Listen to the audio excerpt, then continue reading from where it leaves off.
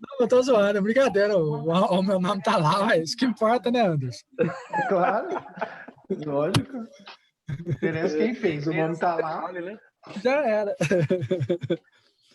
Eu tô zoando. Como é que vocês estão por aí? Trabalhando, Anderson?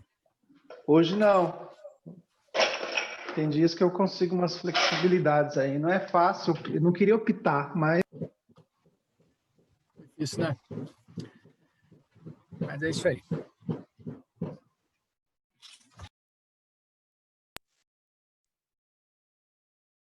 Você tá na tua cidade, Abel?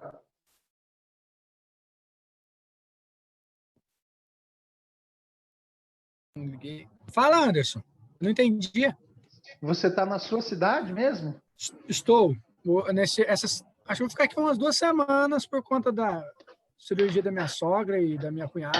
Minha esposa está por aqui, estou aqui também. Porque a gente tem esposa, né? Sabe como é que é, né? É gostoso, é benção. Os caras não têm aí, fica tudo reclamando, não, Anderson. É claro, eles não sabem como é que é ter uma esposa, não.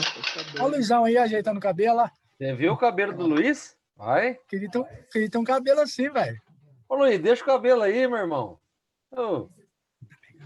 Ô, Abel, bom dia, Abel. Você tá como anfitrião hoje, viu? Não, eu não, deixa os caras aí que entendem. Na internet que não tá legal, não, moço. Eu tô no hospital. A cidade que você mora continua tendo gente feia, ô Abel?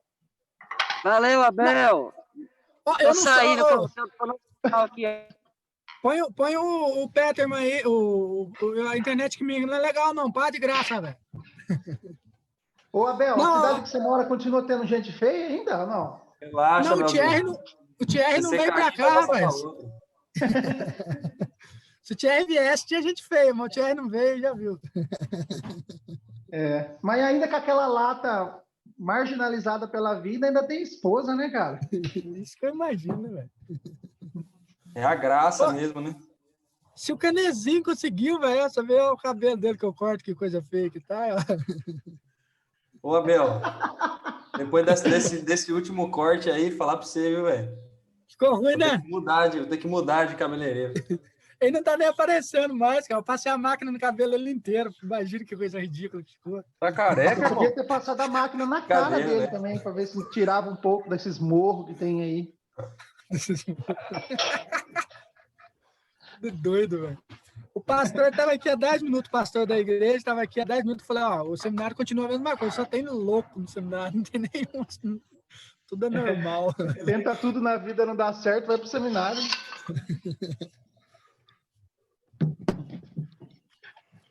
Agora o Romualdo tá entrando aí, ó.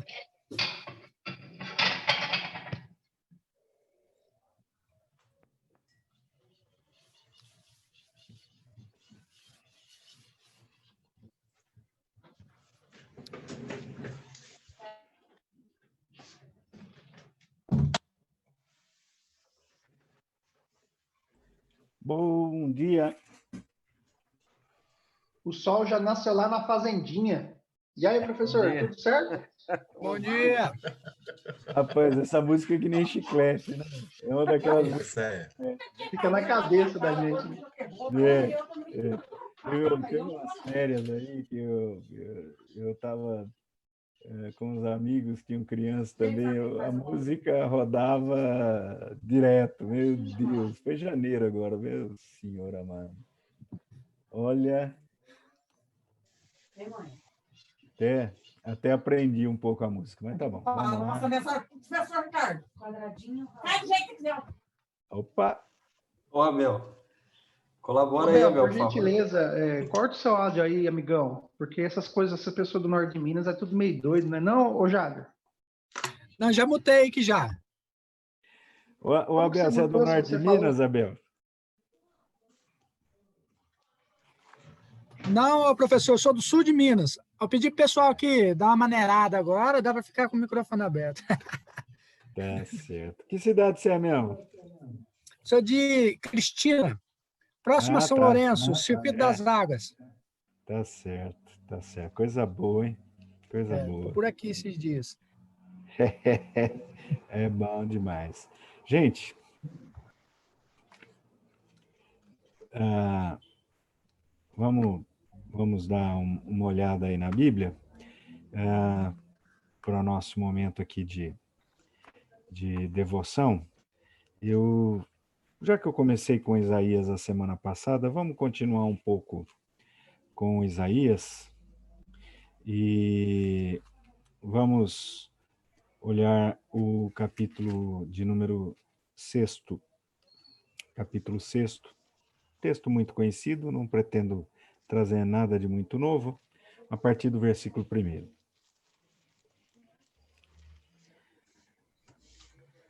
No ano da morte do rei Uzias, eu vi o Senhor assentado sobre um alto e sublime trono, e as abas de suas vestes enchiam o templo. Serafins estavam por cima dele, cada um tinha 6 asas. Com 2 cobria o rosto, com 2 cobria os seus pés, e com 2 voava. E clamavam uns para os outros, dizendo: Santo, Santo, Santo é o Senhor dos exércitos. Toda a terra está cheia da sua glória. As bases do limiar se moveram à voz do que clamava, e a casa se encheu de fumaça. Então disse eu: Ai de mim, estou perdido, porque sou homem de lábios impuros, habito no meio de um povo de impuros lábios, e os meus olhos viram o Rei, o Senhor dos exércitos. Então um dos serafins voou para mim, trazendo na mão uma brasa viva, que tirara do altar com uma tenaz. Com a brasa tocou a minha boca e disse: Eis que ela tocou os teus lábios, a tua iniquidade foi tirada, e perdoado o teu pecado. Depois disto, ouvi a voz do Senhor que dizia: A quem enviarei? E quem há de ir por nós? Disse eu: Eis-me aqui, envia-me a mim. Então disse ele: Vai e dize a este povo: Ouvi, ouvi e não entendais, vede, vede, mas não percebais. Torna insensível o coração deste povo. Endurece-lhe os ouvidos e fecha-lhe os olhos, para que não venha ele a ver com os olhos, a ouvir com os ouvidos e a entender com o coração, e se converta e seja salvo. Então disse eu: Até quando, Senhor? Ele respondeu: Até que sejam desoladas as cidades, e fiquem sem habitantes, as casas fiquem sem moradores, e a terra seja de todo assolada, e o Senhor afaste dela os homens, e no meio da terra seja grande o desamparo. Mas se ainda ficar a 10ª parte dela, tornará a ser destruída, como terebinto e como carvalho, dos quais, depois de derribados, ainda fica o toco. Assim, a santa semente é o seu toco. Texto demais. Já devo ter mais de 10 sermões em cima desse texto, com algumas ênfases levemente diferentes, embora na base muito parecidos, né? É o texto que relata o chamado de Isaías. De todos os relatos de chamada profeta, narrativas de evocação profética que nós temos na Bíblia, para mim a mais interessante, e ela até certo ponto é sui generis, e porque ela demonstra praticamente o único profeta que chamado não pensa em desculpas diante do seu chamado, não pensa em nada. Ele a prontidão do profeta que torna essa ideia do Hineni, lembram-se disso, né? É o que torna esse chamado sui generis e o diferencia até do chamado de Moisés, que apresenta muitas objeções. Ezequiel, Jeremias apresentam objeções, e Isaías não apresenta objeções. Quando ele é chamado, ele responde com um curto e grosso Hineni. Hineni. Isso é simplesmente espetacular, simplesmente notável. E o chamado do profeta Isaías, ele ocorre em um momento de grave crise, no ano da morte do rei Uzias. E o texto quer que você relembre a morte do rei Uzias. Nada na Bíblia está à toa, nunca, nunca, nunca, nunca, nunca.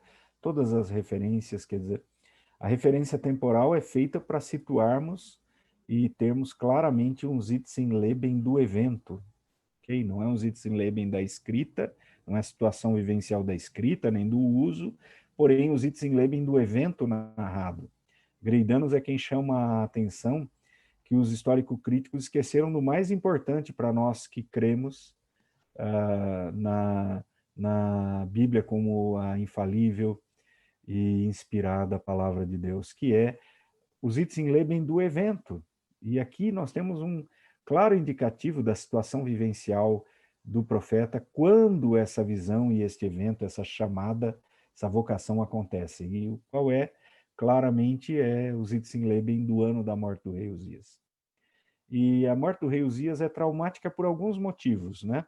Primeiro, porque ela não foi uma morte rápida, nem em batalha, o que tornava o rei um herói, e apesar da tristeza, sempre era essa morte heróica era revestida de algo que facilitava o reinado do próximo que assumiria. Ela foi lenta por uma doença e, o que é pior, por uma doença causada por ele próprio, quer dizer, pela insanidade dele, depois de longos anos de reinado, e um reinado até certo ponto bom e aprovado por Deus, ele comete uma insanidade de querer entrar no templo e entrar até o lugar santo, de frente para o Santo dos Santos, para oferecer no altar de incenso o incenso. E fica leproso na hora. É advertido pelo sacerdote, mas responde mais ou menos assim: meu filho, eu sou rei, eu mando, eu entro onde eu quiser, faço o que eu quiser. Quem é você para vir me dizer que eu não devo entrar? Ok. Por causa disso ficou leproso e afinal faleceu, depois de longa agonia. Então, traumático. Foi o reinado mais longo que Israel, ou no caso já era Judá, o povo do sul, mas contando inclusive com o Reino Unido, havia tido, nenhum rei tinha sido tão longevo quanto ele no seu reinado. E depois desse longuíssimo reinado terminar dessa forma, era traumático e a nação sentiu muito. E em especial Isaías. Em especial Isaías. Então, momentos de crise são momentos especiais da ação de Deus, da revelação de Deus e da vocação de Deus para os seus filhos. E nós vivemos esses momentos especiais. Gente, nós estamos sendo chamados, vocacionados pelo Senhor nesse momento de crise, e nós precisamos dar a resposta e precisamos agir nesse momento de crise que nós estamos. A vocação de Isaías é uma vocação que tem muito a falar no momento que estamos vivendo. No momento em que temos muitos problemas, pandemia, crise política, crise econômica, é um emaranhado de coisas difícil, né? Outros países só estão com a pandemia e um pouco de crise econômica que já está sendo debelada e quase já morreu. Na Europa, por exemplo, a crise econômica já está mínima. Os Estados Unidos tende a logo também se recuperar, mas nós vai ser uma longa crise econômica, não só por causa da pandemia, mas principalmente por causa da crise política. Nesse momento todo de crise, nós somos chamados a ser profetas do Senhor para a nossa geração e para as gerações que vêm depois de nós. Falar para a minha geração não basta hoje, eu tenho que falar para as que vêm depois de mim. Eu já estou no ponto final da curva, né? Minha curva já passou, os 2/3 do meu ministério já foram, né? Talvez até mais, talvez até 3/4 do meu ministério já tenho ido. Eu estou na parte final. Vocês estão iniciando. Mas nós temos ambos, sejam vocês ou eu próprio, somos chamados. E nesse chamado, aquilo que mais impressiona em Isaías, acho que tem que ser aquilo que deve caracterizar as nossas vidas, a prontidão. Hineni, estou pronto. Estou aqui e agora pronto. Não preciso esperar amanhã. Não preciso esperar mais qualquer coisa, eu estou pronto. O Senhor pode me enviar para onde o Senhor quiser me enviar. Eu estou pronto. Minha mala está pronta.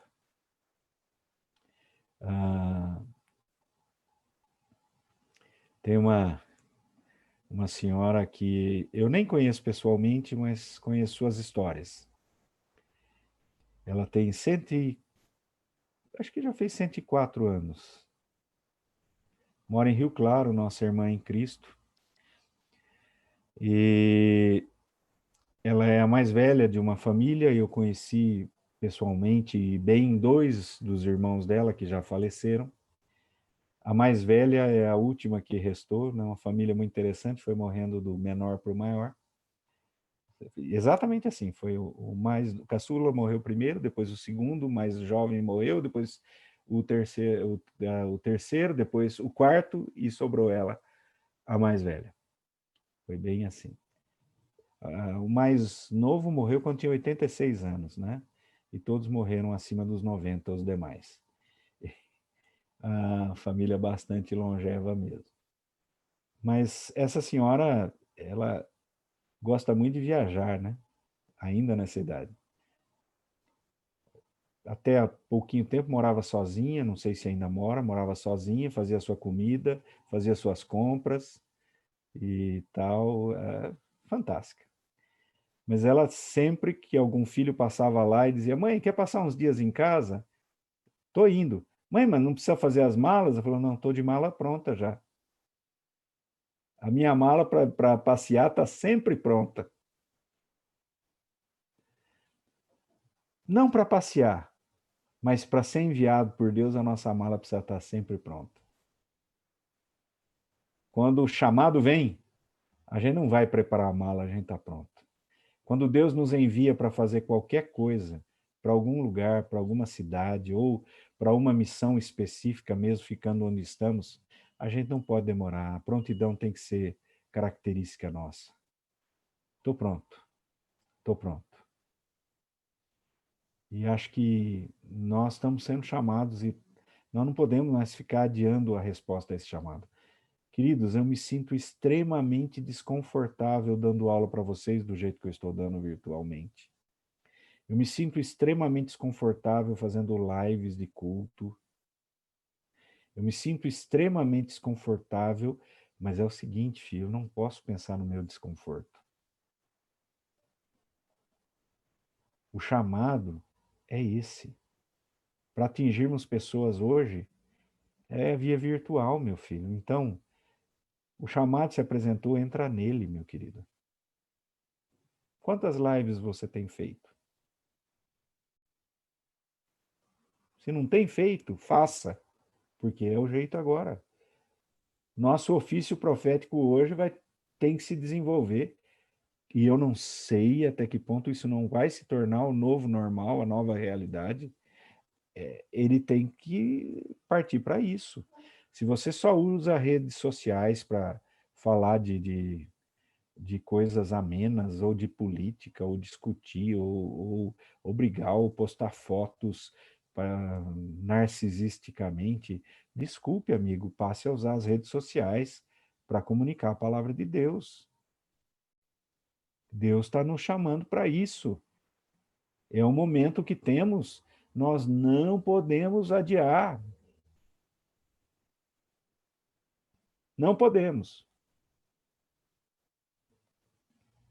Com todo o desconforto que porventura você tem. Vocês são muito mais jovens que eu. O desconforto de vocês é muito menor que o meu. Vocês já estão muito mais acostumados com o meio virtual que eu. Mas faça. Proclame. Proclame.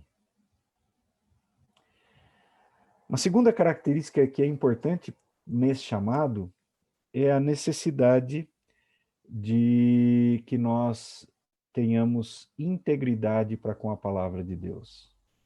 A mensagem que Deus deu para Isaías não era uma mensagem popular. Deus falou, olha, estou avisando o seguinte, eu vou falar, e você vai falar para eles o que eu falar, mas eles não vão ouvir e não vão se converter. E você vai dizer exatamente isso. Olha, vocês estão ouvindo, mas vocês não atendem. E vai ser assim. E por causa disso eu vou atuar para disciplinar vocês com toda a força. Mensagem completamente impopular. Queridos, nossa mensagem hoje é impopular também. Passou o tempo, houve um tempo, embora muito desse tempo tenha mais a ver com a teologia da prosperidade do que propriamente com uma simpatia pelo verdadeiro cristianismo, mas hoje o verdadeiro cristianismo não tem espaço, não. Se você pregar o que as escrituras dizem, você não será popular.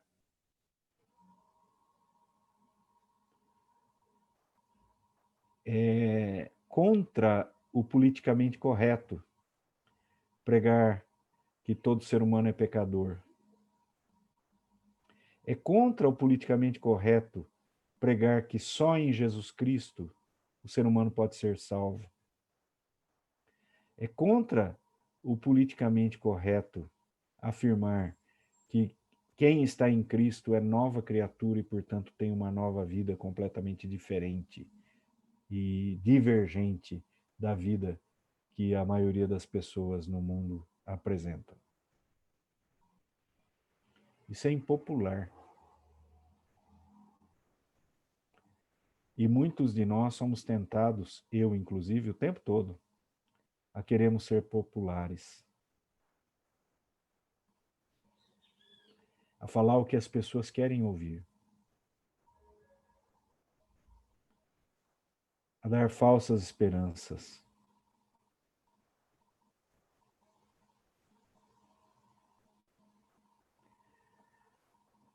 Ontem uma pessoa me perguntou: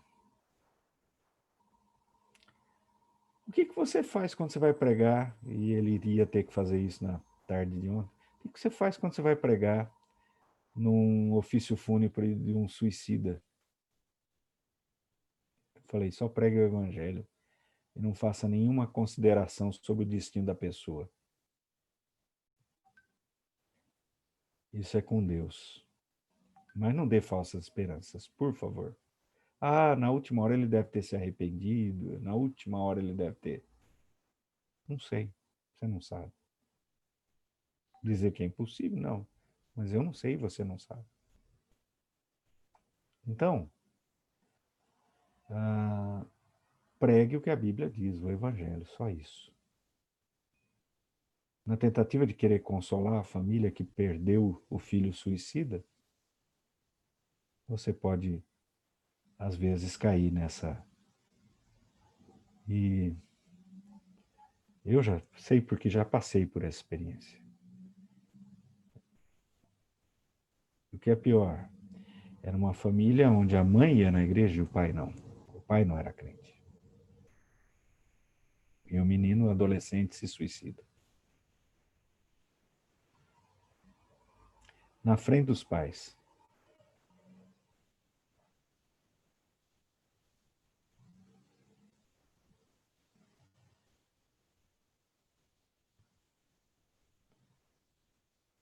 E aí?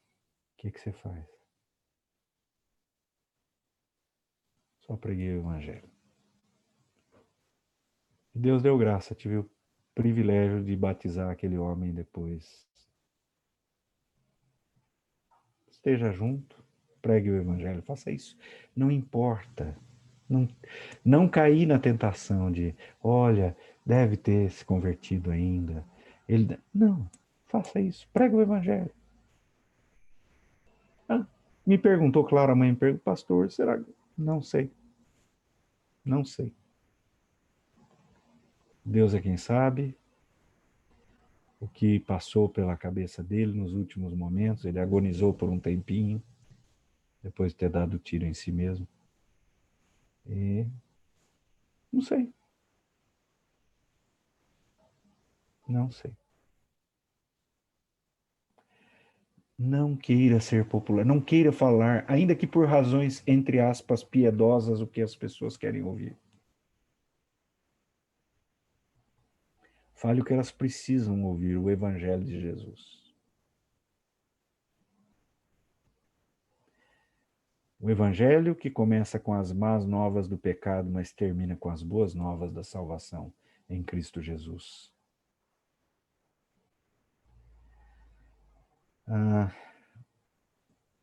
É isso. Nós somos chamados para pregar uma mensagem popular, uma mensagem não politicamente correta, e a gente tem que ter integridade e pregar. Ponto. Não podemos vacilar nisso. Pregue o Evangelho. O pecado você chama de pecado, e a salvação você afirma que é só em Cristo mesmo. Sem nenhuma outra chance.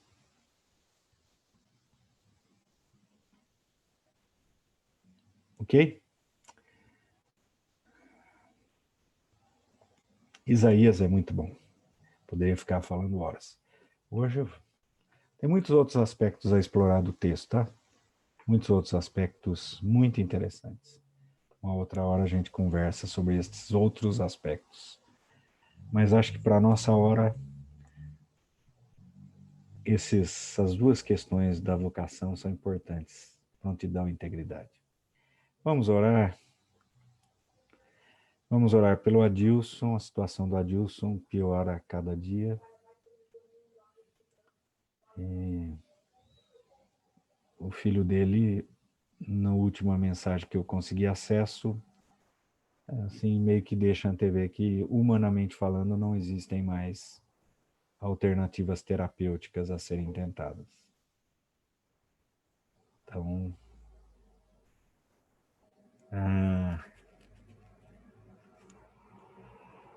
oração, né? Oração. Eu creio em coisas. Quando era pastor em uma das igrejas, uma moça da igreja ia casar no sábado com o seminarista da igreja. E o pai dela, que não era crente e bebia muito, teve uma crise, ele já tinha cirrose hepática e tal, e bebeu e teve uma crise terrível e foi internado. Casamento no sábado, ele na sexta-feira passou mal e foi internado. Aí voltaram desesperados, foi direto para a UTI, que o médico falou que não tinha o que fazer. Eu falei, então, seu pai está morto? Não, não, não, não. Ok. Então nós vamos orar, pedir a Deus que cure e que o levante desse leito. E ele não era crente, claro. A mãe que era crente, e a moça e o irmão também eram crentes da igreja. E oramos, eu levei para minha casa, as duas, mãe e filha, ficaram em casa. Minha esposa fez almoço, almoçaram em casa. Levei para vê-lo no hospital na Unicamp. E oramos. Eu dei um bilhetinho, eu não podia entrar naquele lugar onde ele estava. E mandei um bilhetinho, mandei um bilhetinho. Ney, estamos orando por você. E Deus tem um propósito na sua vida ainda. Entregue sua vida a Jesus, creia nele, e nós aqui vamos estar intercedendo por você.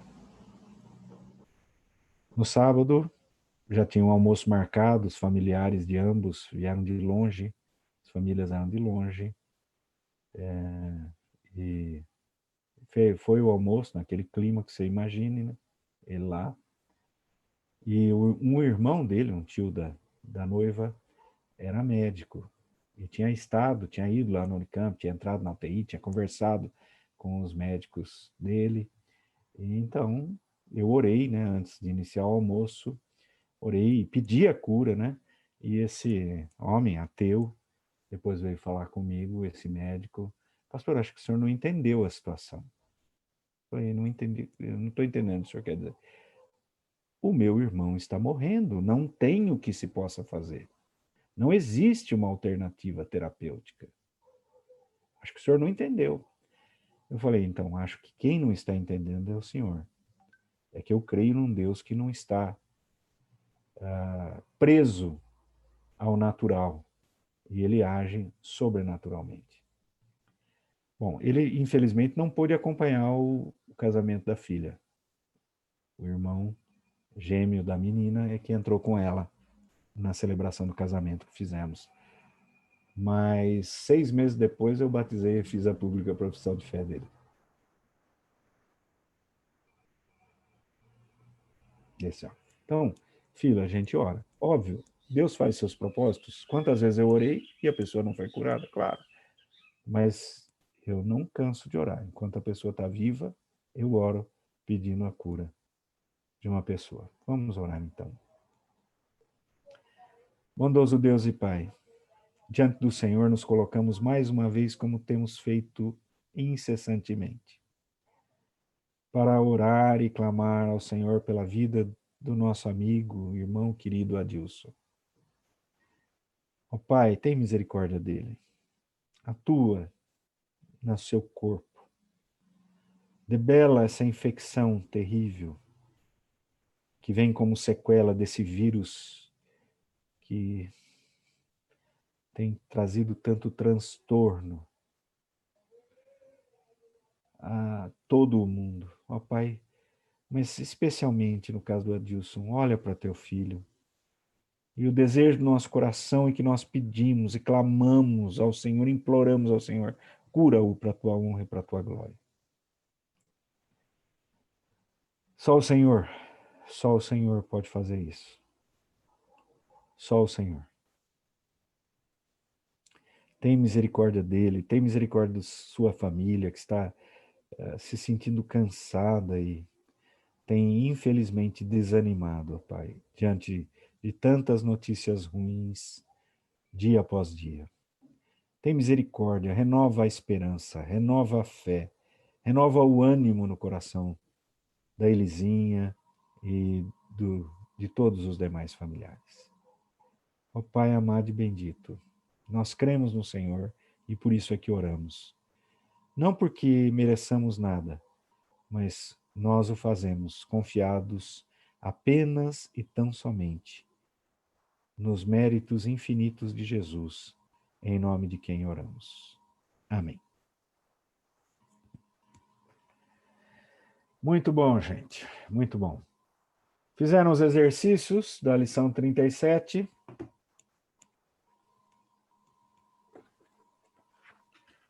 Fiz alguns aqui, reverendo. E tinha um que eu queria Tá, vamos lá. Vamos nesse um que você olhar. queria.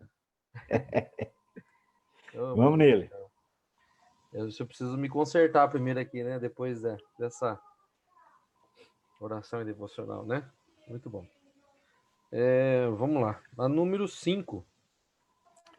5 do A ou do... É O do A, A. né? É do A, Dá só licença. tem o A. Isso. Só tem o A. Tá bom. Vamos lá.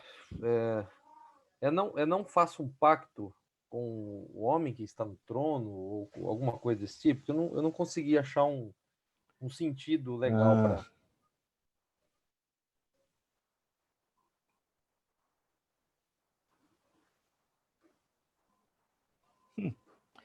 É porque não tem o Berite aqui, né? Não tem o Berite para a gente fazer pacto, né? Karate tem esse sentido apenas quando é com Berite. Então, o Icarete aí, que é o Unifal, o imperfeito Unifal.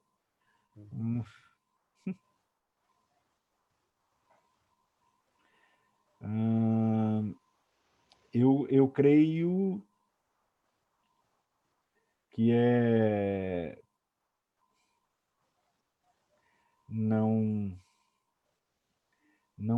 cortes, mas talvez o caráter no Unifal tenha outro significado, que o Lambdin sabe, mas que a gente não se vê. Mas caráter é cortar, com berite fazer aliança.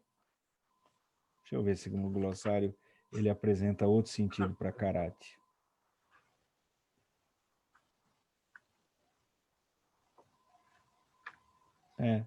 Nenhum outro sentido, ou seja, não tem nenhum sentido diferente no Unifal. Agora, qual o uso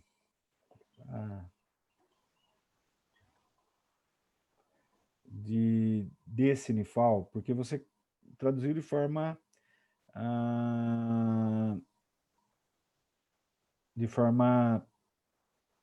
ativa, né? E nós teríamos que olhar as possibilidades de tradução do Unifal aí, né? Então, quais seriam as possibilidades de tradução do Unifal? Passivo incompleto, não será cortado, né?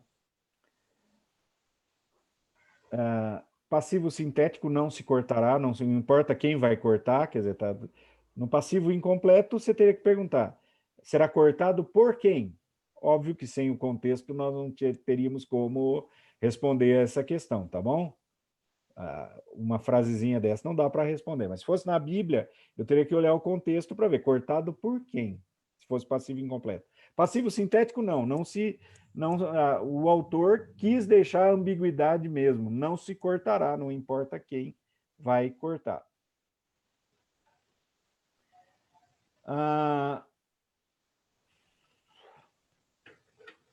Não se cortará no ponto de vista reflexivo, ele se cortar a si mesmo do trono, no sentido dele renunciar talvez ao trono. É possível. Ou seja, não há hipótese, né? De forma alguma aconteceria o que o Papa Bento XVI fez, né? Ele próprio renunciou ao trono, que foi considerado, foi o primeiro caso na história, inclusive, né? Então, não, ele não se tiraria a si mesmo do trono. Mas, enfim, poderia ser isso, uma proibição de não se tirar a si mesmo, não se cortar a si mesmo, tá? Poderia ser o resultado, não está cortado, né, resultativo, um homem do trono, mas acho que é aqui menos encaixa. Mas, enfim, também, de uma forma geral, poderia. E o potencial, não fica legal, não será cortável, mas a gente poderia, não pode ser cortado um homem de sobre, né, do trono, quer dizer, tirar de sobre o trono. Oi. Esse seria o resultativo estativo? Não, não será cortável, é a categoria que eu coloco em separado, que é uma ideia minha a partir do Lambdin. O Lambdin coloca a ideia resultativa estativa como sendo uma subcategoria, e eu não acho que é uma subcategoria, eu creio que é potencial, ela não demonstra resultativo estativo. Para mim, essa categoria demonstra potencialidade, ok? Então, eu crio uma categoria... Eu procurei essa sua ideia no Lambda, não achei, mas eu lembrei na última aula que você falou que tinha divergência. É uma divergência minha com Lambda, tá? Se me permitir. Eu fico do seu lado porque não é o Lambda que me dá nota. Então, eu concordo com o senhor. Então, mas concordar comigo não é o mais importante para sua nota, não. Fique tranquilo, tá? Então eu não concordo nem discordo, porque eu não entendi. Não entendeu? Não, eu não entendi o sentido desse verbo aqui, porque ainda nessas opções que o senhor falou, não me parece que nenhuma faz assim o grande sentido, porque eu concordo. Eu também traduzi igual o Andrezão. Eu traduzi igual o André, que eu fui para a ideia do pacto. Mas falando, usando esse verbo como cortar, todas as opções que foram dadas, nenhuma parece ser muito válida. Só espera um pouquinho, vamos. Só um segundo aqui, deixa eu.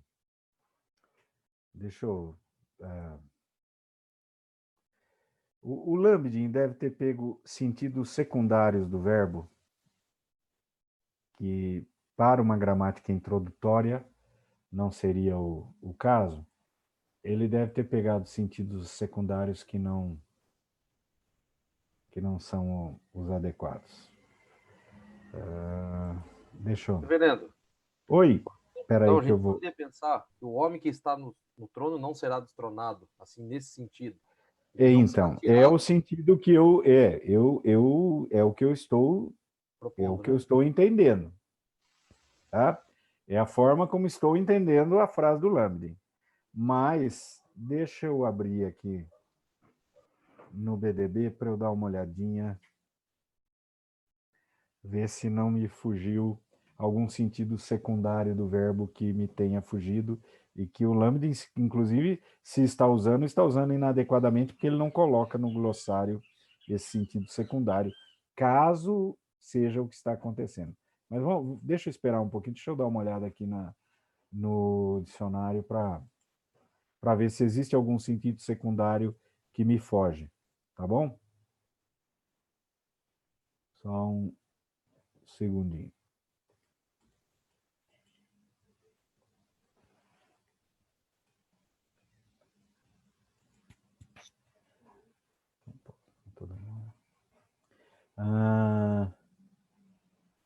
Então, peraí, só um segundo, tá? Eu vou só desligar a câmera um segundinho aqui para eu fazer alguma manobra aqui, tá bom? Mas eu estou procurando no Lambdin, ok? Só um segundo.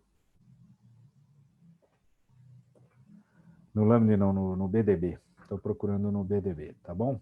Só. Mas fechou. Ah, não acredito, fechou.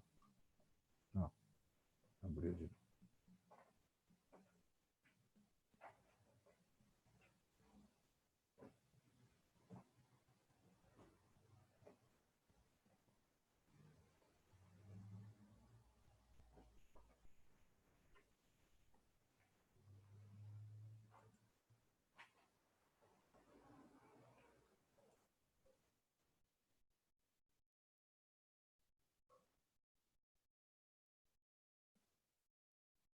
Vamos lá, karate. Demorou para achar o índice dele aqui. Não, cortar é o normal. Fazer um pacto com o Berite, também normal, já sabemos. Nonifal, vamos lá. Ser cortado. Ok.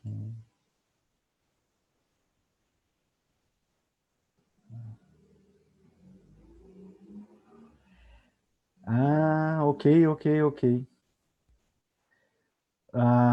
Um sentido nifal secundário é o último que aparece em poucos usos, mas aparece cair, não cairá do trono. No nifal. Ok? Sentido secundário que não estava na minha cabeça, nem da de vocês, e nem o Lambda apresentou. Ok? O que é uma pena ele usar no... Então, a ideia de cair do trono, não no sentido físico, mas como uma metáfora, né?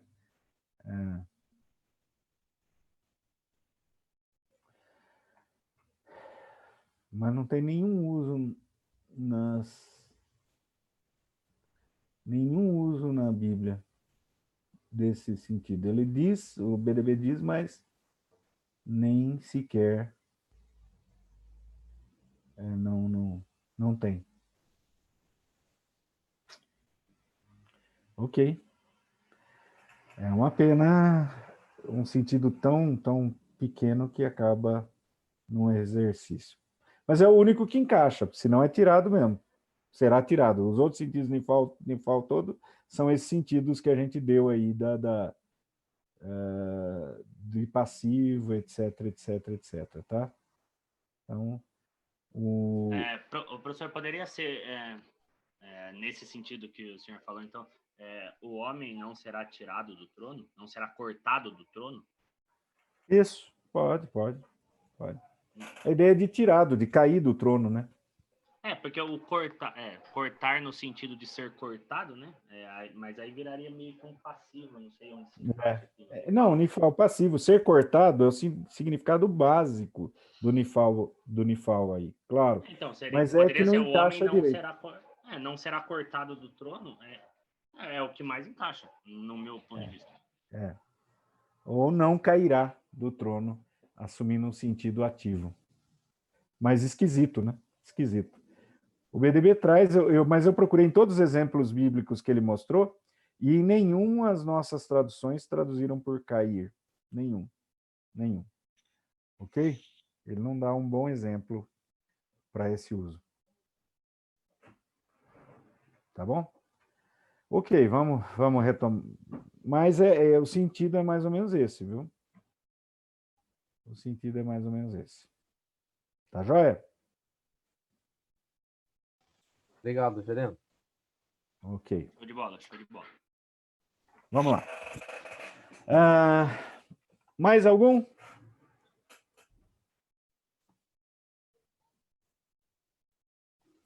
Eu tinha anotado mais um aqui, mas não quero tomar muito tempo da aula, não. Filho, se você tem dúvida, fale para nós.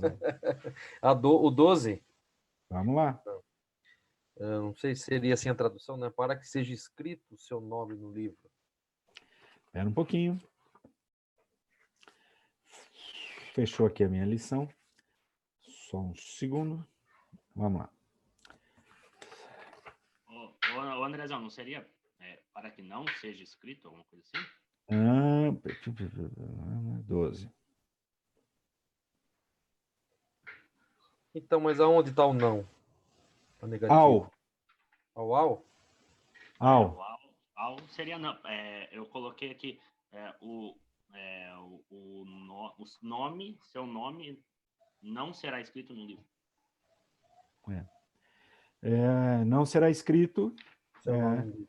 Não se escreverá, também poderia, o passivo sintético, tá? Seu nome não se escreverá no livro da vida também. No livro, né? Perdão, no livro da vida eu já estou fazendo uma interpretação teológica. No livro. É isso mesmo, né? Então, eu já estou fazendo uma interpretação teológica aí, não é o caso, tá? No livro só. Não, ao é o não junto com o imperfeito. Tanto lo quanto não podem ser usados tanto lo quanto ao podem ser usados. E talvez esse imperfeito até seja o imperativo negativo. Talvez. Ao mais imperativo. Não, imperfeito não negativo. escreva? Então, não se escreva. Não se escreva ou não será escrito? Não será escrito como ordem, não como simplesmente uma previsão de futuro. Tá? Okay. Também poderia, por causa do imperfeito aqui. Tá? Poderia ser resultativo? Poderia. Não está escrito o seu nome no livro. Sim, poderia. Resultativo também dá. Não esteja escrito no sentido de ordem? Sim. Tá? Todas possibilidades aí, uma série de possibilidades, tanto por causa do imperfeito, quanto por causa do nifal. Lembre-se que essa ideia dos verbos derivados não anula tudo que a gente viu sobre perfeito, imperfeito, etc, etc, tá? Todas aquelas possibilidades de tradução do imperfeito são válidas aqui, tá? Bem como aí as nuances do nifal, acrescentam-se as nuances do nifal. E por isso que esses verbos derivados são tão fascinantes, né? Porque eles trazem nuances que, para mim, ajudam muito na hora da pregação de uma mensagem. Né? Eu sempre gosto muito de trabalhar com os verbos conjugados, verbos derivados, ou conjugações diferentes, ou troncos diferentes, ou sistemas diferentes, eu já vi essa expressão, ou graus diferentes. O nome não importa, mas essas conjugações, nifal, etc, etc, etc. Ok, mais alguém tem dúvida além do André em algum exercício? Não? Ok. Vamos então para a lição 38, que a gente passa voando por ela, tá? Voando por ela. A lição 38 vai apresentar mais tipos de verbos irregulares. Nós vimos na lição 37 o verbo regular e mais alguns tipos de verbos, né? O verbo gutural e o verbo três gutural, além do verbo regular. Agora nós vamos ver nessa lição o verbo num, iode, três aleph e três re, tá bom? 4 tipos de raízes irregulares. A raiz num, ou seja, a primeira consoante da raiz é o num. A raiz iode, que tem perdão.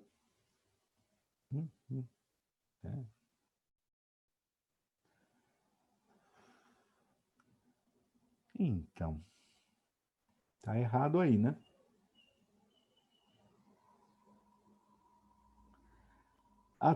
Tá certo. Ok, o verbo yalad, desculpe, tá? Que ele não tá dando, ele já tá dando no nifal, fugiu agora. O verbo 3 aleph, que é o verbo kará, mas já tá no nifal, nikirá. O verbo 3 re, nivná, que é o verbo baná, mas já tá no nifal aí, tá? Aqui ele só dá a terceira pessoa, perfeito e imperfeito, bem como o imperativo masculino singular e o infinitivo construto.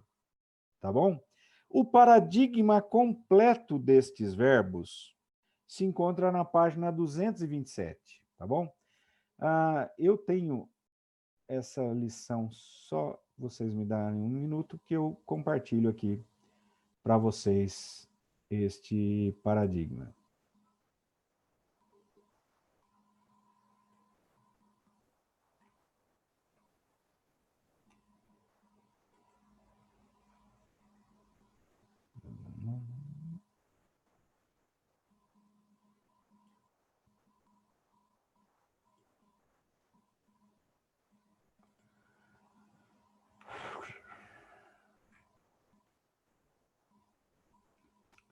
Vamos compartilhar a tela. Já cheguei nele.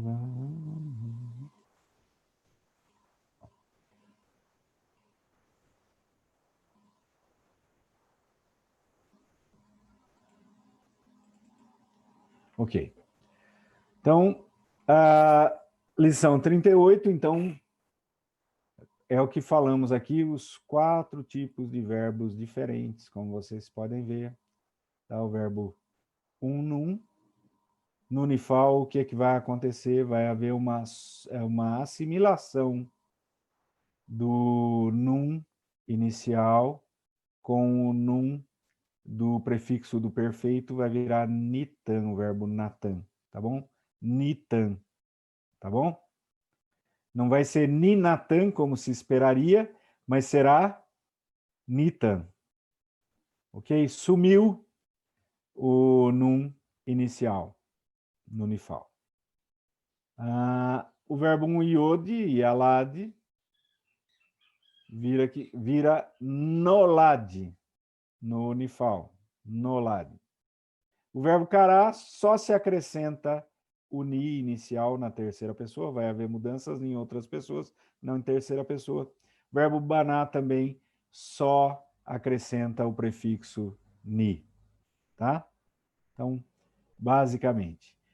E no imperfeito, mais ou menos o mesmo padrão, com a notável exceção, em terceira pessoa, claro, né? Do verbo natan, que normalmente seria bom, tem aqui, natem, tá? aqui a notável exceção é um segol aqui, quando se esperaria um serê, tá bom? Aqui no verbo 3Re, ibané, tá? Ok? Por quê?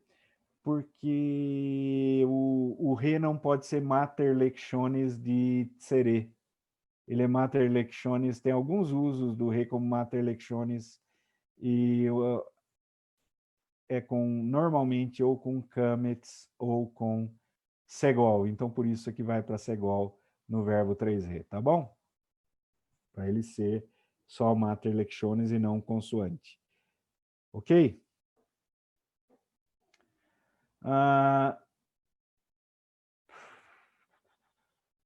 Bom, vamos lá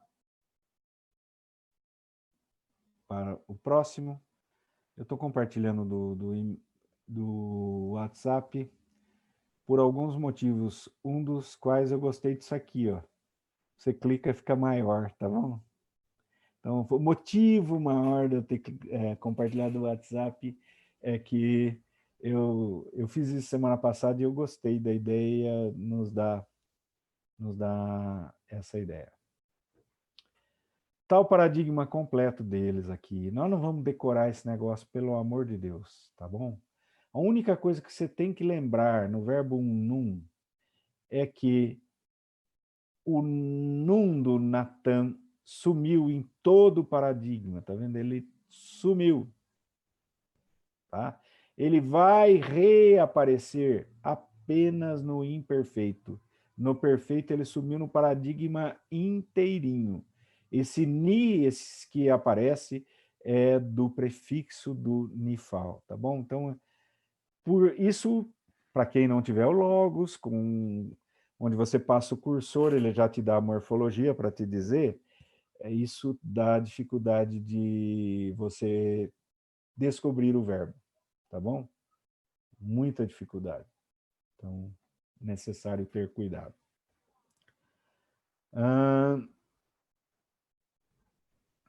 Ok? No imperfeito, isso vai ser mais ou menos do mesmo jeito, sem maiores complicações, tá bom? Imperativo idem.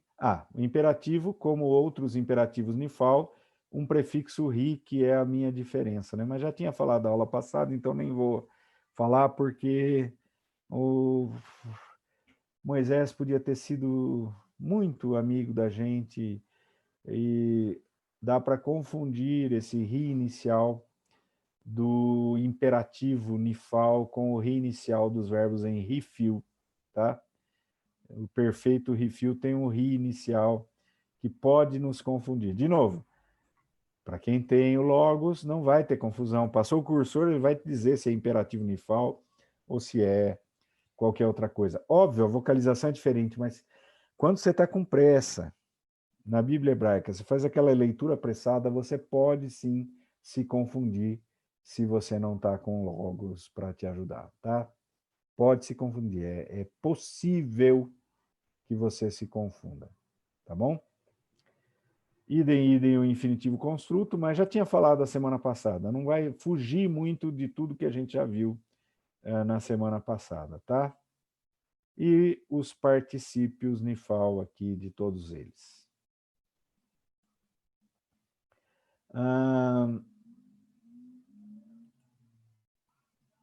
Oh, meu filho.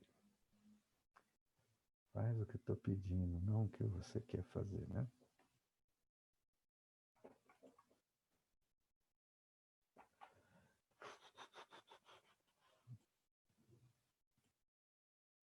Bom. Aí o parágrafo 144 vai falar de alguns tipos de verbos mistos em nifal. Por exemplo, um verbo que é um vav ou um iod 3 gutural. Vai ter o nifal nodá, o imperfeito ivadá e o imperativo rivadá. O verbo que é um vav e um iod 3 aleph, tá? Verbo yará, né? Tá? Aqui é iadá, tá? Conhecer, aqui yará é temer, Então, dá norá, ivarê, etc, etc. Um verbo que é um gutural e 3 re, tá? Verbo assar, fazer, tá? Nassar, etc, etc, etc, tá aqui. E um verbo que é um, num e 2 gutural, um verbo muito importante e interessante no Nifal, que é nihan, que aparece naquelas vezes que diz arrependeu-se o Senhor. É esse verbo aí, exatamente dessa forma, nifal. Tá? Niham, verbo naham. Niham aparece algumas vezes, arrependeu-se. Tá? Agora, presta atenção na tradução que o Lambdin dá para esse verbo no nifal. Apiedar-se. Por quê? Lembra que a gente explicou que a grande diferença entre naham e o verbo, que a gente não sabe como era a raiz dele, mas a terceira pessoa masculino singular é um verbo oco, é o único caso em que terceira pessoa masculino singular não é igual à raiz verbal, porque a raiz é shin, vav, bet, é um verbo 2 vav, e no terceira pessoa chave, que significa arrepender-se no sentido de dar meia volta, mudar de atitude, mudar de pensamento, mudar os seus atos, arrepender-se nesse sentido. Deus não volta atrás. E é por isso que diz lá, Deus não é homem para mentir, e nem filho de homem para se arrepender. Deus não volta atrás na sua palavra. Agora, o arrepender-se, que está lá em Gênesis 6, que está lá quando Deus rejeita Saul, diz que arrependeu-se de haver feito Deus, e em mais alguns outros textos, é a ideia de que Deus apieda-se, Deus fica comovido com o que aconteceu, a comoção de Deus com o que aconteceu, a tristeza de Deus com o ocorrido. Apesar de Deus ter determinado o juízo em Gênesis 6, Deus não fez de coração alegre. Apesar de Deus ter rejeitado Saul, Deus não o fez de coração alegre. Essa ideia do arrepender-se de Deus, a ideia de, puxa, por que aconteceu isso? Tá bom?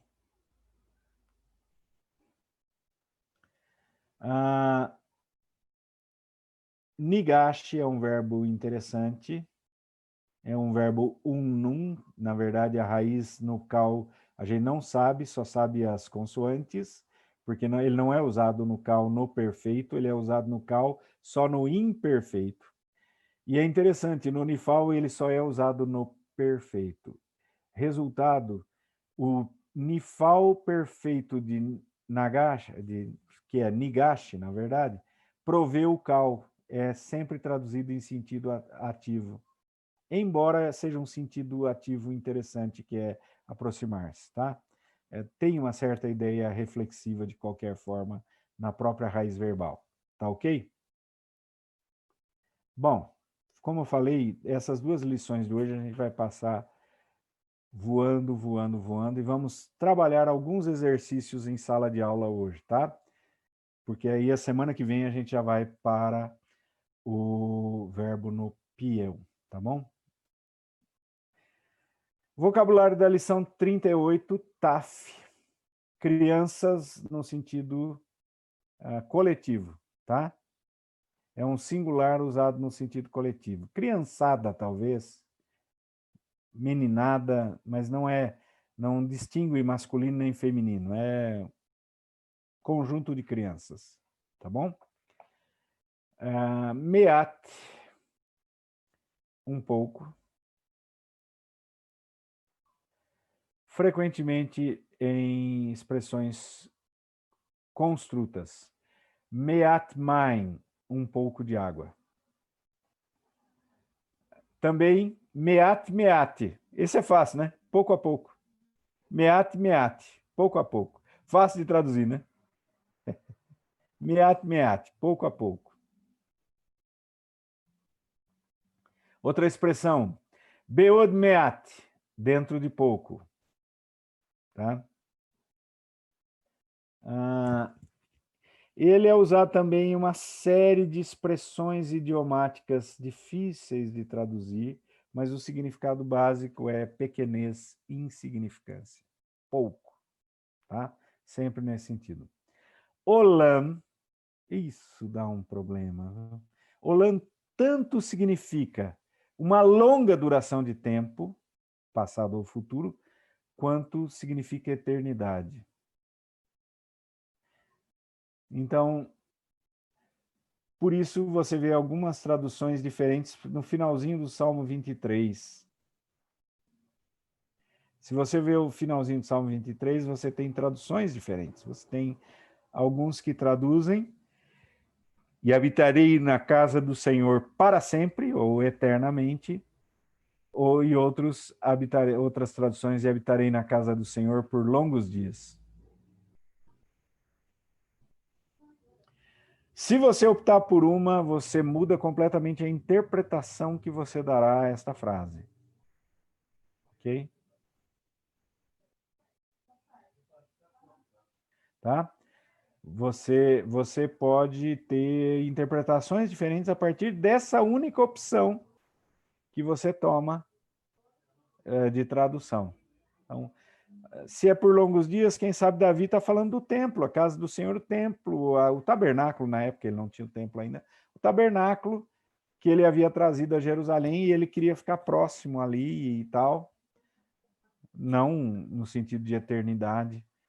Se você fala o para sempre em termos eternos, assume uma conotação de não apenas aquele tabernáculo, mas a própria casa do Senhor e uma habitação eterna, etc. Como o Novo Testamento vai trabalhar sempre que se pensa nisso, esse tabernáculo, não o tabernáculo humano, mas o tabernáculo eterno e a eternidade. Então, mas dizer que a grande maioria traduz para sempre ou eternamente, mas existem algumas traduções que preferem por longos dias. Tá? Um problema. Petar. E aí a gente fica com o quê, Rev? Eu prefiro eternamente. Eu Fica com prefiro eternamente, a né? ideia. Eu prefiro a ideia escatológico e salvífica do termo, não apenas uma ideia humana aqui e agora. Eu prefiro.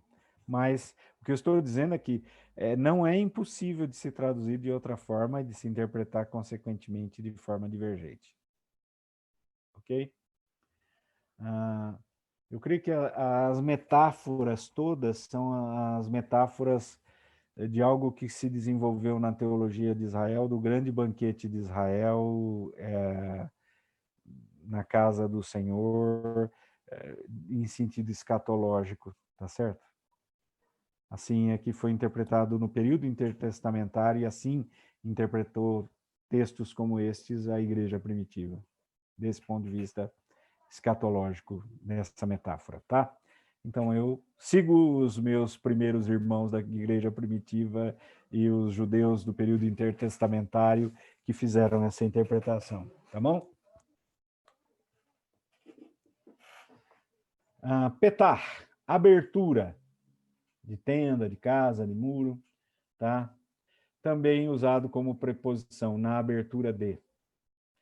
Rosh, cabeça, não apenas cabeça no sentido de uma parte da anatomia humana, mas cabeça no sentido de chefe, de topo, tá? O cabeça da tribo, né? Era o líder, tá? Nigashi, aproximar-se, tá? Já falei para você, já tinha falado quando surgiu ali, Nigashi, aproximar. Alguns nifal aqui, tá? Notar, restar, sobrar. Niham, lamentar-se, arrepender-se, ser consolado. É nesse sentido que eu falei para vocês, é um arrependimento que tenha mais a ver com o lamento, com o fato de Deus ter pena de fazer o que ele vai fazer, tá? É nesse sentido. Niflá, ser maravilhoso, e o sentido potencial aqui, ser incrível, tá? De tão maravilhoso ser incrível, não é? Difícil de crer. Nitzav, manter-se, estar de pé, situar-se.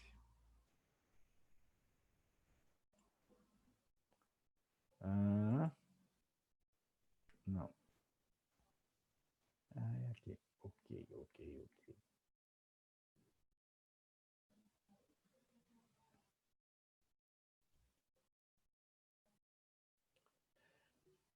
Exercícios, então, vamos gastar o nosso tempo fazendo o exercício. Não ficou nítida essa foto aí, não.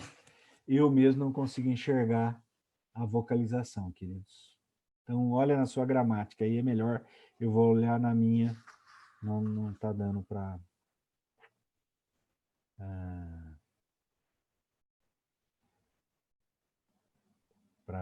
conseguirmos ver. Nigashti velo yahouti lamod lefanaiv. Interessante.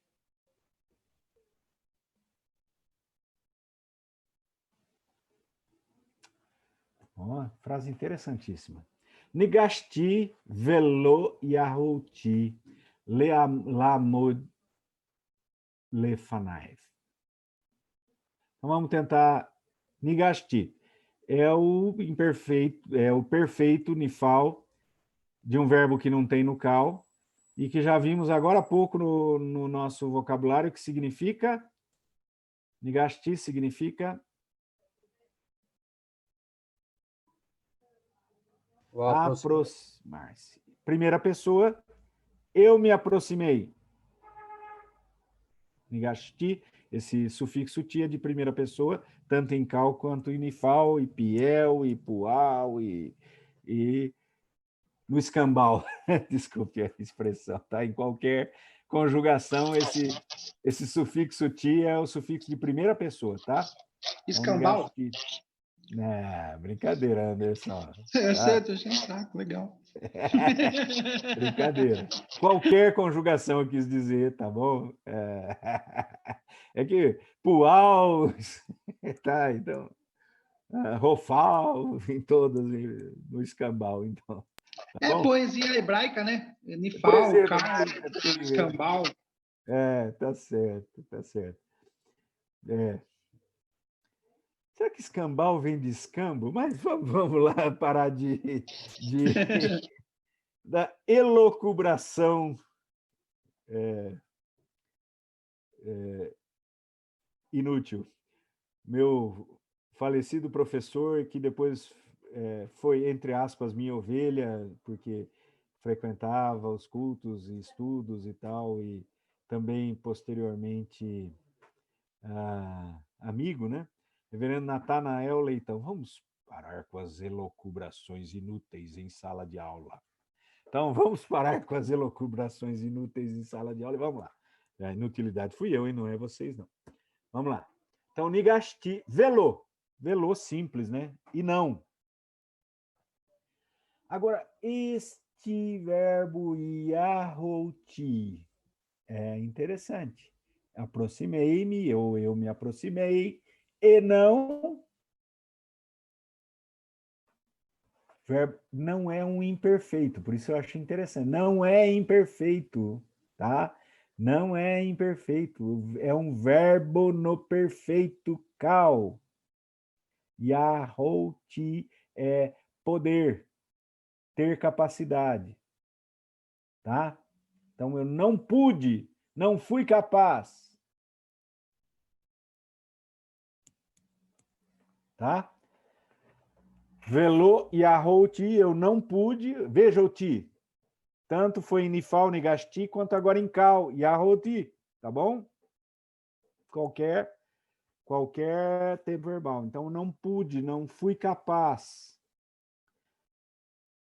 La amod. Em hebraico, a gente diz não fui capaz. Amod é o infinitivo construto, verbo amad, cal também, tá? Permanecer, ficar em pé. La amod ao pé da letra é para permanecer. O verbo yahou exige a preposição le. Mas em português a gente diz assim, não fui capaz ou não pude para permanecer? Não. Em português, o verbo poder e ser capaz exige qual preposição? De. Não fui capaz de permanecer ou de ficar em pé.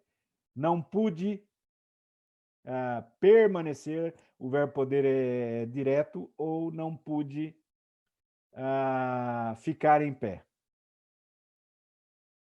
Então, se eu optar pela tradução não fui capaz, a exigência em português é da preposição de. Não fui capaz de. Se eu optar por pude, do verbo poder, pude, ele é transitivo direto, não pode ter preposição. Então, não pude permanecer, não pude ficar em pé. Agora, em hebraico, a regência do verbo exige a preposição le. Por isso está aí, la amod. Por isso que é interessante esse exercício. Ao pé da letra, não pude para permanecer, impossível.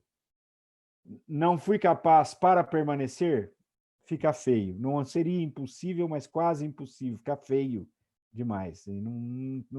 Não se adequa bem. Então, você precisa ajeitar a tradução. Optou por Yahouti, pude, não pude permanecer, não pude ficar em pé. Optou por Yahouti, fui capaz, não fui capaz de permanecer, não fui capaz de ficar em pé. Entendido?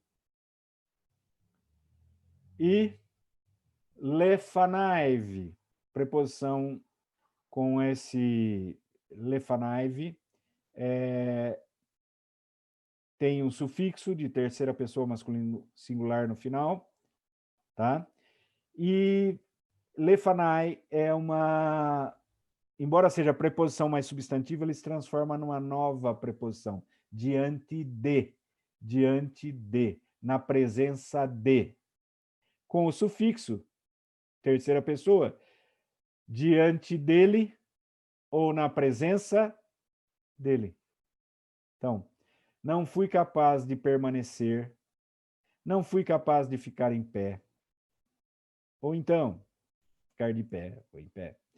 Não pude permanecer, não pude ficar em pé diante dele ou na presença dele. Bonitinha a frase, né?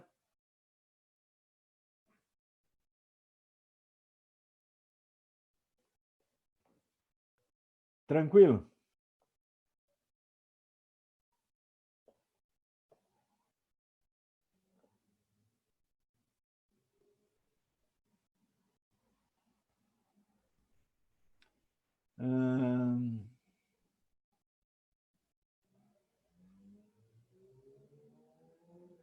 Reverendo, Pois não. o 2 aqui é bem curtinho, né? É onde, né? Pergunta, né? Uhum. Passarei a noite. As duas palavras aí tá relacionada a passar a noite, né? Tava tentando também traduzir aqui, eu falei, uai, o que dá isso? É isso mesmo. Isso mesmo. Lembra do hebraico? Você sonha um sonho, você passa a noite. Essas redundâncias são comuns na língua hebraica. Tem alguns verbos que são específicos para uma coisa e são complementados pelo substantivo daquela coisa. Ok? Então, isso é um pouco comum em hebraico. Fica como onde passou a noite à noite? Não, não. Fica como, então? Ah, Só onde passou a noite? talvez passarás, né? Ah, Traduz para o futuro mesmo, né? Acho melhor aí. É isso, né? Acho por melhor. quê? Por causa do imperfeito, né? Ah, tá. Imperfeito unifal. Acho, tá? Acho que encaixa um pouco melhor.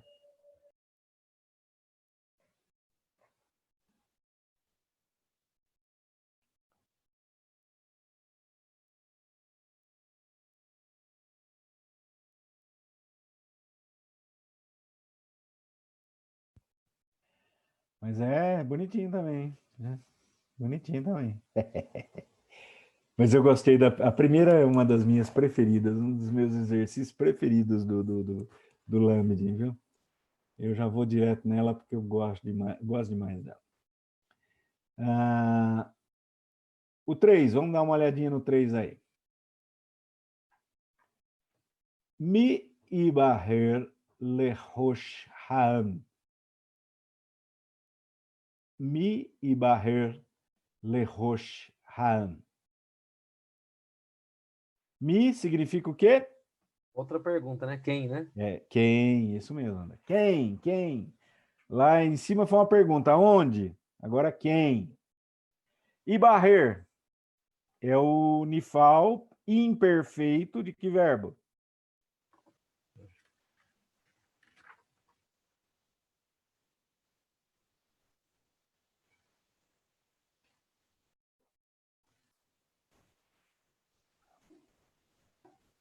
Testar? Não. Não? Melhor Tendo. outro. Barrar, verbo barrar. O Barrar. significado mais simples dele no Escolher, cal. né? Escolher. Aí no nifal. Vamos dar as possibilidades de nifal, né? Quais são as possibilidades de nifal? Onde será escolhido? Quem será escolhido? Tá? Ok? Acho que é a melhor. Mas poderia ser resultativo também. Quem foi Tá? escolhido? Quem está escolhido, foi escolhido, sim. Resultativo poderia ser. Poderia ser quem é elegível, vamos assim dizer. Né? Poderia ser potencial. Poderia ser também o passivo sintético, mais difícil, mas poderia. Quem se elegerá? Quer dizer, é uma pergunta tá? Sem definido de quem vai eleger, etc. Quem se elegerá? Também poderia. Reflexivo não, ninguém se elege a si mesmo, tá? Reflexivo aí não encaixa. Le Roche. Aí o Le está no sentido para a cabeça, né? O líder, né? E é uma expressão construta Le Roche Ha'am, para líder do povo. Exatamente. Quem será escolhido, ou quem está escolhido, ou quem se escolherá para, quem é elegível para cabeça do povo.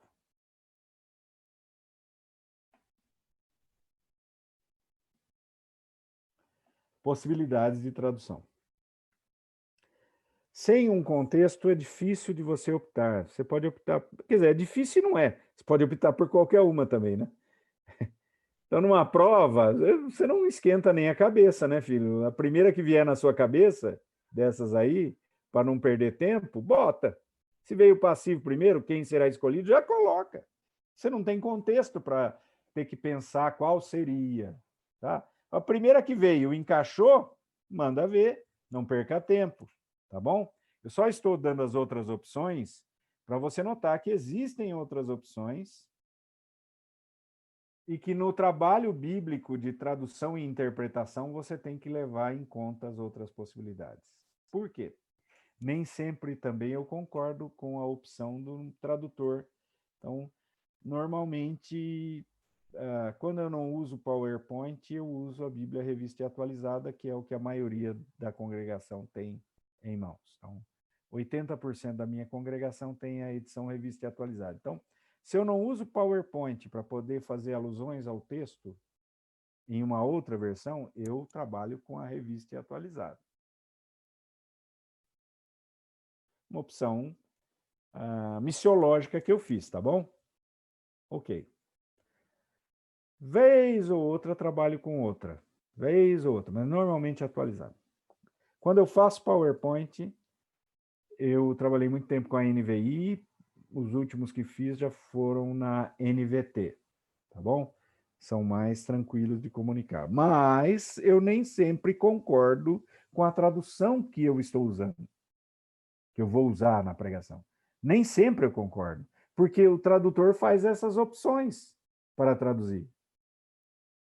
Ele é obrigado a fazer uma opção. E eu sou obrigado a olhar para ver se eu concordo com a opção dele, visto que tradução, ao contrário do que pensam alguns fundamentalistas, não foi inspirada por Deus. Tá bom? Reverendo, Pois tem não. um amigo da minha igreja que ele tinha a Corrigida Fiel. E Esses o aí que pensam. pessoal liga lá na frente, na ARA, ele falava, por que o pessoal usa essa Bíblia errada aí? É Chamava isso de aí. Bíblia errada. Então, não são todos fundamentalistas também não, mas tem alguns fundamentalistas que pensam que a tradução é inspirada. Tem um outro grupo maior um pouco que pensa que Erasmo de Roterdã e os maçoretas foram inspirados.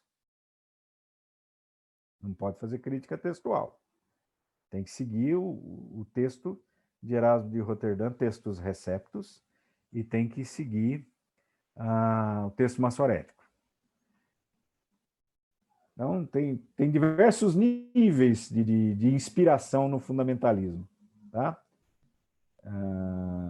Mas tem alguns fundamentalistas, como esse seu amigo aí, e não necessariamente pastores, mas com visão teológica fundamentalista, que creem que até a tradução é inspirada. Então, cuidado. Eu tenho visto horas em que não concordo com a tradução. Ocorre bem menos com a ARA. A tradução da ARA eu gosto muito, tá bom? Eu só acho ela erudita demais, mas eu gosto muito. A ARA é uma tradução que me encanta pela precisão de tradução, tá bom? Então, raramente eu não concordo com a tradução da ARA. Eu tenho que, às vezes, achar uma forma mais simples de dizer o que a ARA diz. Mas raramente eu discordo, dizer, não, acho que eu não faria essa opção. Mas acontece, até com a ARA acontece, vez ou outra, de eu não concordar com a opção exegética que o tradutor fez. A Bíblia Freestyle é inspirada também. Inspirado pelo demo, né? Ela e o escambau. É a tradução do escambau, essa é a tradução mesmo.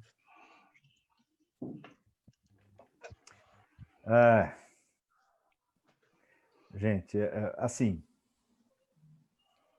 por mais que eu possa ter simpatia pelo rapaz lá, até esqueci o nome dele, Ariovaldo Júnior, é isso? Esqueci o nome dele. Isso mesmo. Isso. Por mais que tenha simpatia, já vi entrevistas dele muito boas até.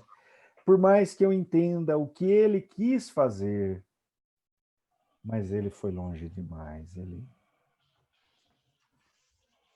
Ele foi longe demais. Assim, não dá. Não dá. Ele aparentemente ultrapassou o que para mim é um marco fundamental da fé cristã, que é o temor de Deus. Existem alguns marcos que eu considero fundamentais. E esse é um deles. Eu acho que ele ultrapassou esse marco. Ele cometeu, na minha opinião, um grave erro. Ok? Não estou dizendo que é condenado porque não é crente. Pelo amor de Deus, não me entenda mal. Mas foi demais. Foi demais. Tá? Bem demais. Muito bem. A4. Já fez aí, André? Ainda não. Só esses. É esses, né? Esses ou eles? Ou eles, né? Aham. Não, não fiz ainda não. Tem que pensar aqui.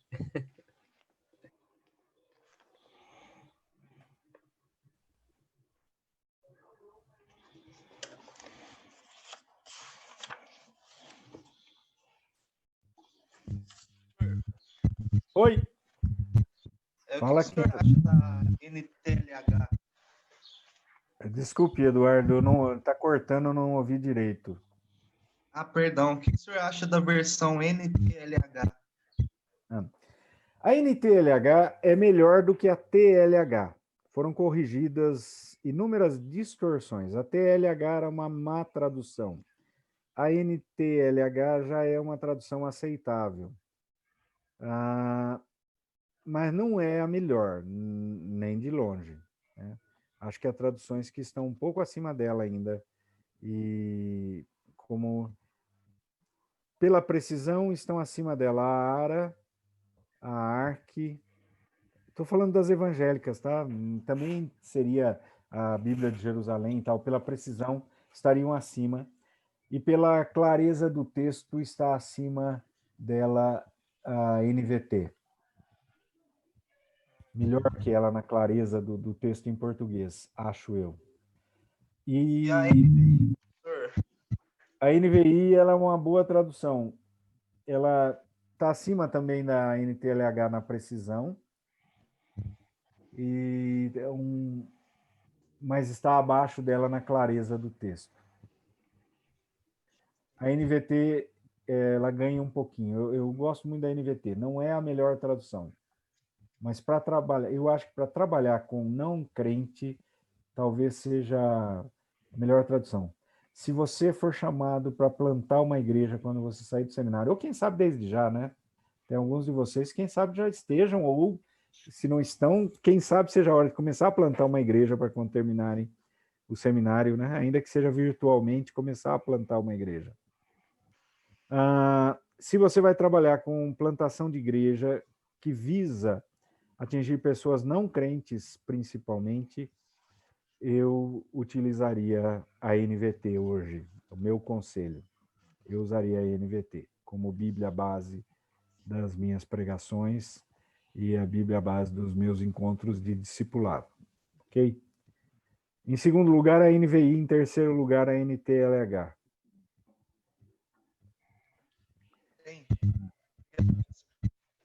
Agora, a melhor tradução de precisão, a ARA primeiro e a ARC Jerusalém segundo, assim, bem destacadas em relação às demais.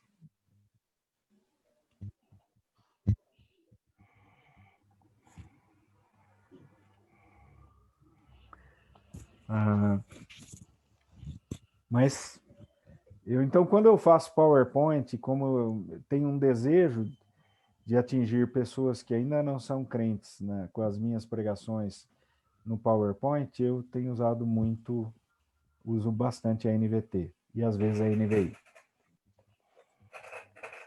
O problema da ACF, pastor? Oi, desculpe. O problema da ACF? Corrigir de fiel.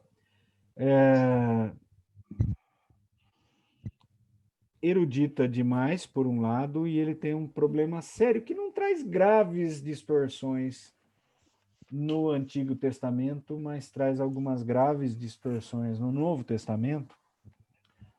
É o fato de que eles não aceitam a crítica textual. Ou seja, eles tomam por base o textus receptus, ou o texto majoritário, que vem de Erasmo de Roterdã. Por que é chamado de texto majoritário? É porque Erasmo de Roterdã fez uma crítica textual lá, a partir da quantidade de manuscritos. Então, o que entrou no texto de Erasmo de Roterdã é o seguinte: ele tinha lá acesso a, quem sabe, 30 ou 40 manuscritos do Novo Testamento, não sei quantos exatamente, mas não foi muito mais que isso, tá? Que chegue a uma centena é o máximo que talvez possamos imaginar que ele tenha tido acesso. E ele, então, estabeleceu um texto do Novo Testamento a partir da crítica textual que ele fez, que foi uma crítica textual baseada na quantidade de manuscritos. Vamos supor que houvesse duas palavras variantes quanto a um mesmo texto, ou duas expressões variantes, ou a ausência de um em algumas cópias, a presença de outro em outras cópias. Então, o Erasmo contava o número de manuscritos que tinha essa palavra, o número de manuscritos que tinha outra palavra, ou o número de manuscritos que continha aquela expressão, o número de manuscritos que não continha aquela expressão. E qual tivesse mais, então estava certa. Essa era a expressão original. Por isso que o texto de Erasmo de Roterdã é chamado de textus receptus ou texto majoritário. Tá? Majoritário por causa disso. Tá? E a Sociedade Bíblica Trinitariana diz que crítica textual é uma invenção do liberalismo. E, portanto, não pode ser feito. Mas eles tinham que ter um texto básico, então eles optaram pelo texto básico de Erasmo de Roterdã e o texto básico, o texto massorético no Antigo Testamento. Qual é o problema? Bom, eu coloco a inspiração e a infalibilidade um grau acima do que poderia. Porque a inspiração e a infalibilidade, segundo os reformados, é dos autores enquanto escreviam, não dos tradutores ou dos compiladores finais do texto.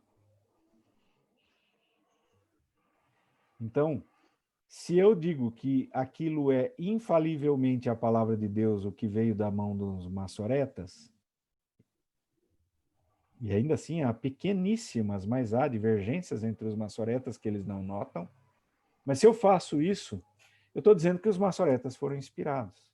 Essa é levar a argumentação à sua última instância. Bem como eu faço de Erasmo de Roterdã um inspirado. Alguém que rejeitou a reforma de forma tão veemente, apesar de inicialmente simpatizar com ela e ser amigo de Lutero, mas rejeita veementemente a reforma. Ok? Estou dizendo que ele foi inspirado nesse processo de reunir, que aquilo que ele fez é o texto inspirado de Deus. Tá bom? Esse é o meu problema.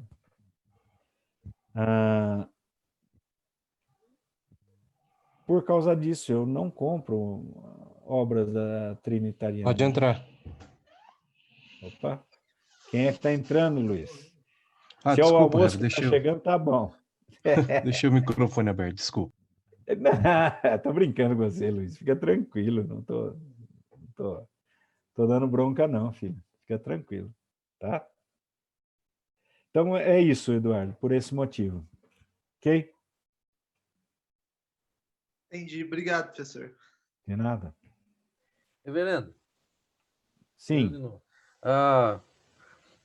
Esse verbo aqui é o do verbo lutar, aqui no 4? O quê? Esse verbo aqui é o verbo lutar? É isso mesmo? Perto da parede, né? A tradução fica difícil aqui.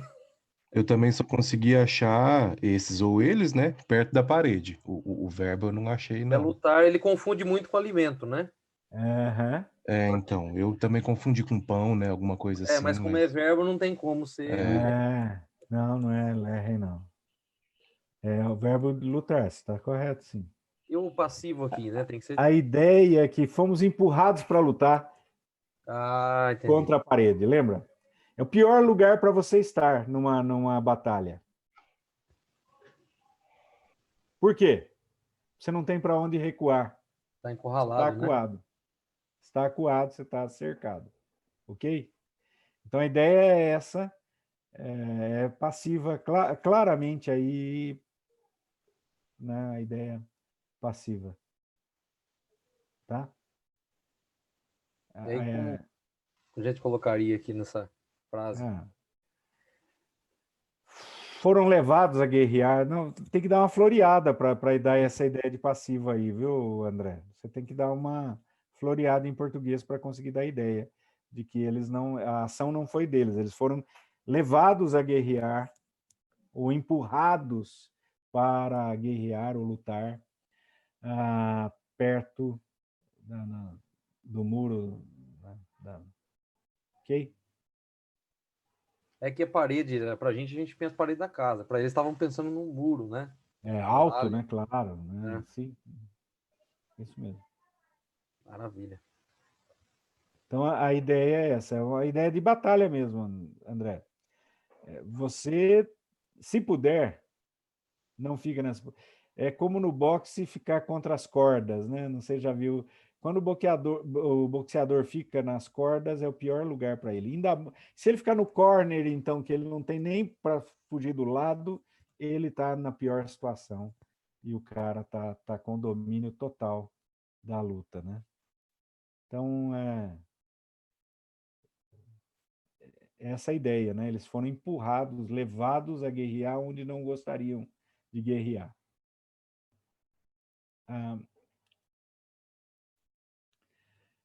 Eu gosto muito daquela série de Nárnia, né? E lembra a ideia que eles têm no livro 2, no filme 2, que seria o livro 3, na verdade. Eu li e assisti os filmes, eu gosto de ambos, apesar de gostar mais do livro, claro. Quando você lê o livro, o filme não se iguala, mas também gosto do filme. Mas no filme, você vê que eles estão encurralados ali, não tem para onde fugir. Estão num paredão ali. E alguém fala isso. Vocês não perceberam onde a gente está? Aqui, a gente está numa armadilha para morrer. Simples assim. Então, é o que reflete esse quadro.